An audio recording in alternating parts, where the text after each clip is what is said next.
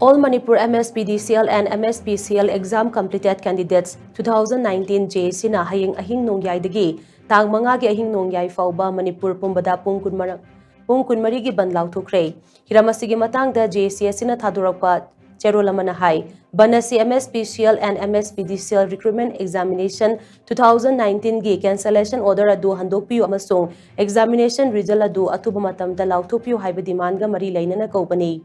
Dimanasigi matang da mamang da lengak memorandum kaya pishinduna kangan kiba laikrabasu kasi fauba response amata pibiraktre hauzik Manipur si thabak phangdabagi awaba kaya mayokna duna lairibani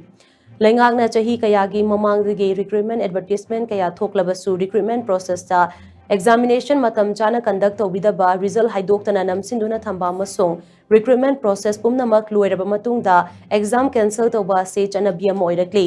Chanabi asigi victim di MSPCL and MSPDCL recruitment examination 2019 ge candidate sing suwairi. Asigumba lenga ki thawong asina candidate kaya amadi S baroi kiba job opportunity mangba pungning wakal hantahanduna pungning wakal gi anaba fawba yaure. Maramaduna candidate singna kauriba banasida leibag miyamna sagatpiyo tawbatabu banasina ana layeng lining laishon amadi essential servicing di konseloi haina serola sina makatari.